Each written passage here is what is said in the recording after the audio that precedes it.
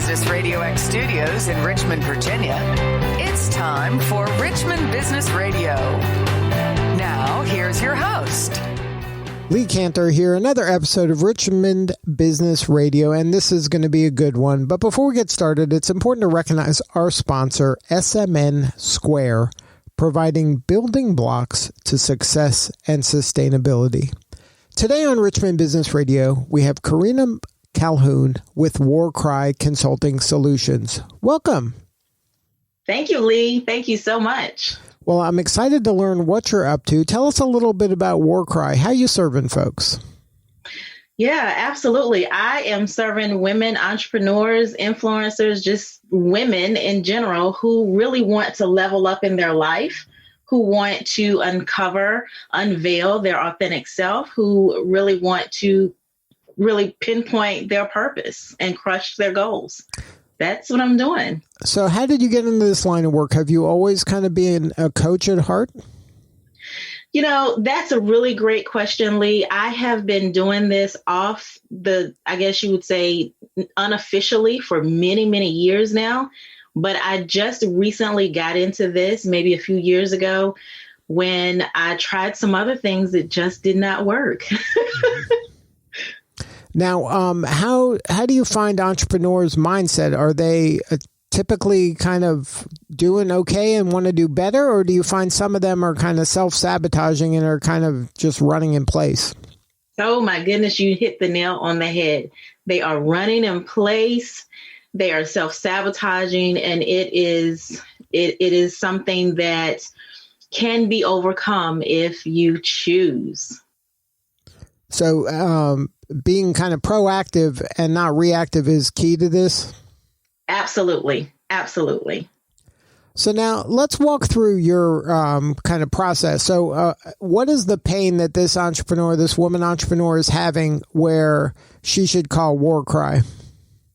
Absolutely. She knows that she has a massive purpose, an impactful purpose, but is having a hard time staying focused, is having a hard time showing up in the impactful way that she knows she should and can. She's having negative thoughts about the offers that she has or the impact that she has. A lot of times she's having conversations with herself that, people are going to think she's a fake or a fraud, or that she's not as good as she says that she is. And so these are some of the things that I'm finding these conversations we're having. So the symptoms might look like they're not thinking to themselves, I'm a fraud, but they might be procrastinating, or they may kind of talk themselves out of going to the networking meeting, or, they're doing some activities that really aren't helping them, but they've kind of rationalized that, maybe they're not worth pursuing because it's not going to work anyway. Absolutely. And in some cases, Lee, some folks do actually say to themselves that people are going to think they're a fraud. They know that they're not, but they think that people are going to say that. Wow. Being an entrepreneur my whole life, it's hard. It's hard enough when everything's going right. But if you're kind of having those kind of negative thoughts, you're setting yourself up for a lot of pain and struggle. Absolutely. Absolutely. And that's why I want to help the women, because, Lee, I believe that we are the backbone of our society. So entrepreneurs, we really need to have that pathway to purpose. Right. I'm with you 100%. That's why we get up every morning and do what we do. We think it's important to support and celebrate their work by giving them a platform to tell their story. So I'm with you all the way. And anything we can do to help these entrepreneurs kind of get out of their own way, it's almost our duty. If we feel like we have the skills to do it, we have to do it. It is absolutely, positively our duty. It is our calling. It is who we have been destined to become. And so I agree with you 100%. So now, once you start talking to these folks, is it something that a light bulb goes off, or is this something that takes a while for them to kind of buy in? Well, I've had folks from different sides of that. I've had some folks where it takes them a while to really get it and understand and say, whoa, yeah, I'm doing that. I'm actually saying those things to myself. I'm having those conversations. And then there's some that absolutely know right off the bat that this is something that I really need to nip in the bud. Yeah, I find a lot of people, like you said, maybe that fraud is, maybe that's an extreme word, but some people that don't feel like they have it all together, so they feel hesitant to talk or coach or consult with people, where everybody is just learning and information changes all the time. So you got to give yourself some grace here and understand that, look, we're all doing the best we can and we're taking kind of best guesses based on our experience and our knowledge to try to help. Like, no one knows everything 100%. I mean, that's just impossible. So it's impossible, not to be a fraud in some definitions of the word, but you just got to keep going boldly forward. Absolutely. And one of the things that I like to tell people is that, whatever information you have, wherever you are in life, you can teach that to someone else. There's someone always behind you that want to be where you are. So it doesn't take having extraneous certificates and degrees behind your name. It doesn't take all of that if your heart is to really solve someone's problem. Solve the problem where you are, where they are. That is fantastic advice, and that is so true.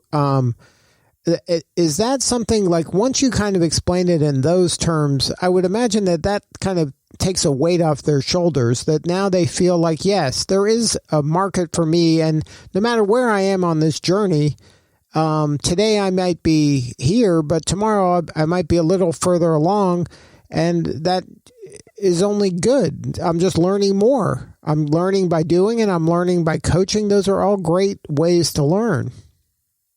Absolutely. And it does take a weight off of their shoulders because they've placed that weight there.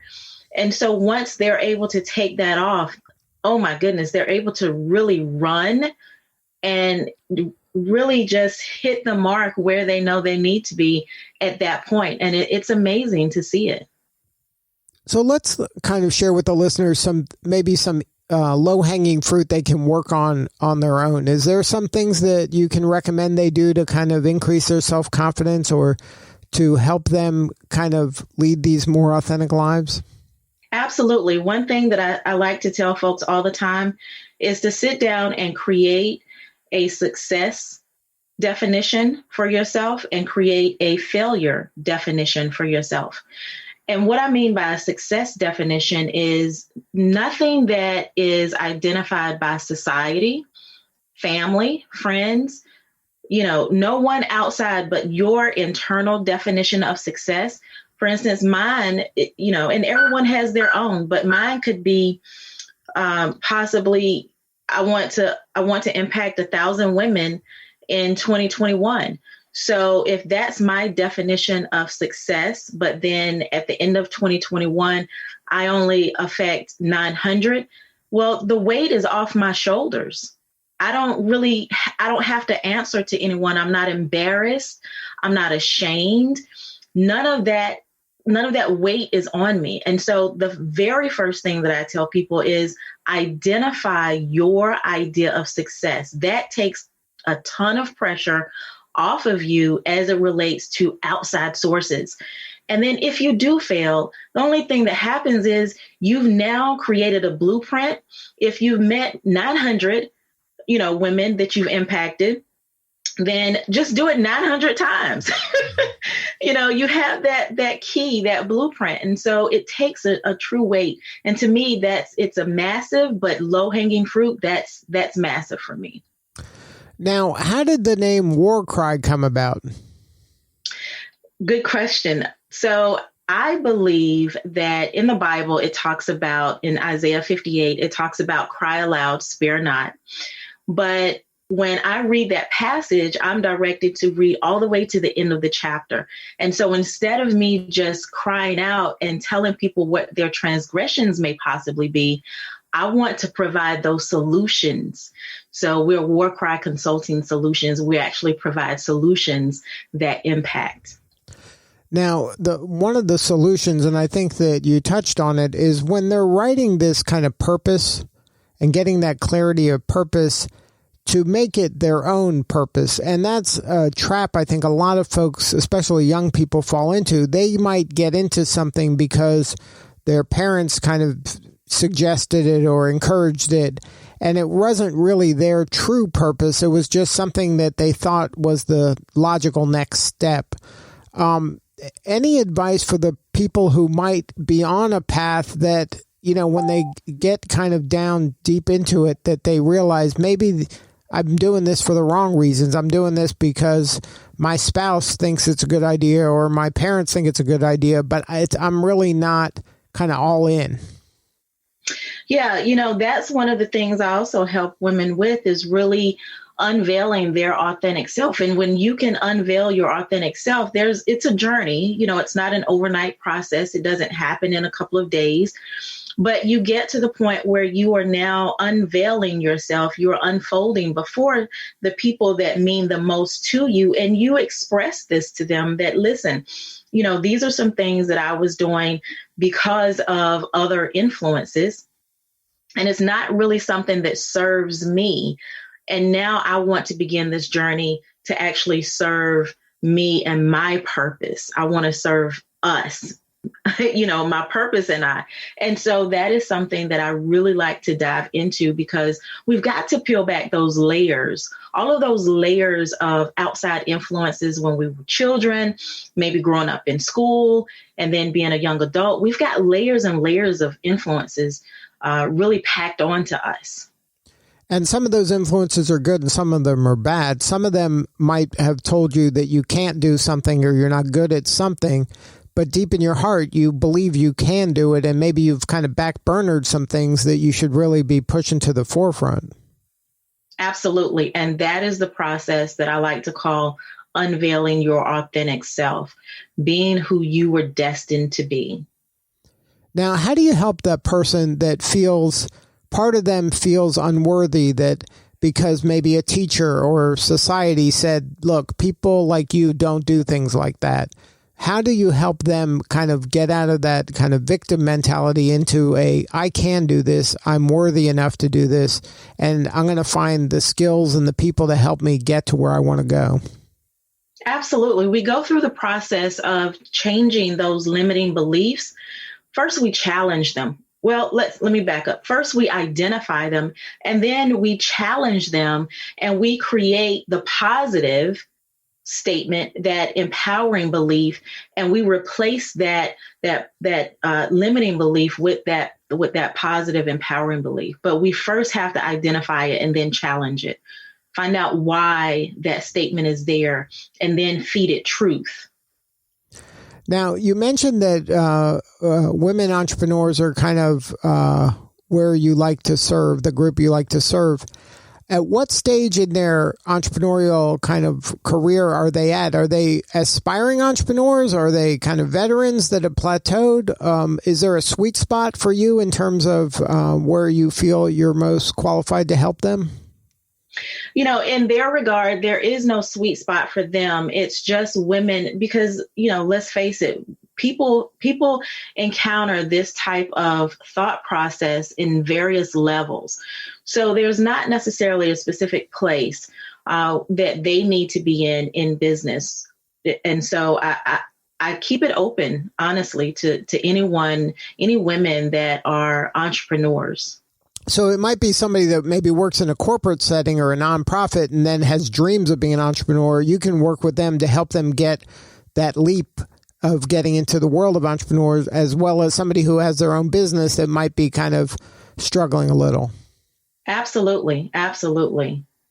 Now, if somebody wanted to learn more and get a hold of you or somebody on your team, what is the website? My website is www.warkry.com, and that's WARKRY. Good stuff. Well, congratulations on all the success. You're doing such important work, and we appreciate you. Thank you so much. I appreciate you having me on the show today. All right. This is Lee Cantor. We will see you all next time on Richmond Business Radio.